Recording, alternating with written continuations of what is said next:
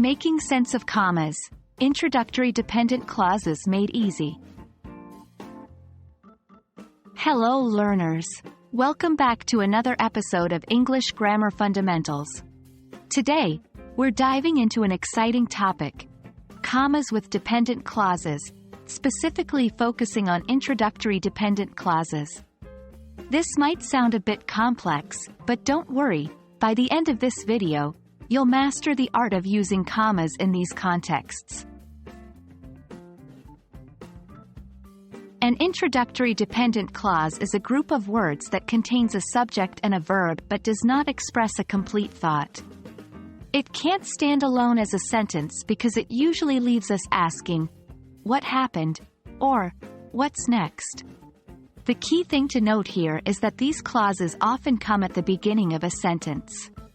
Let's look at an example. While I was studying, the power went out. While I was studying is an introductory dependent clause. It's not a complete sentence because we're left wondering, what happened while you were studying? Now, where does the comma come in? Commas are often used after an introductory dependent clause. They act like a pause or a breath, and they help to clearly separate the introductory clause from the main part of the sentence.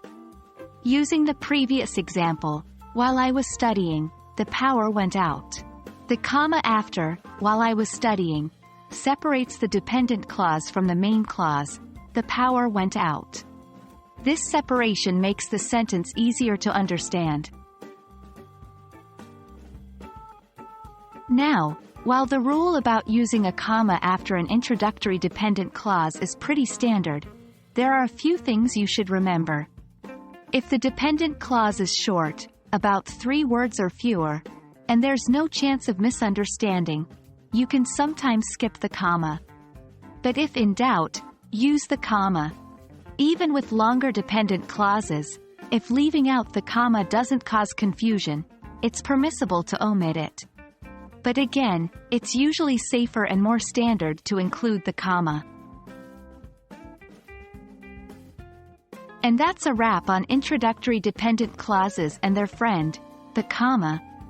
Remember, these clauses add depth to our sentences, and commas help to make the meaning clear. Keep practicing and you'll have this punctuation rule down in no time. Thank you for joining us in this video. Stay curious, keep learning, and we'll see you in our next episode of English Grammar Fundamentals.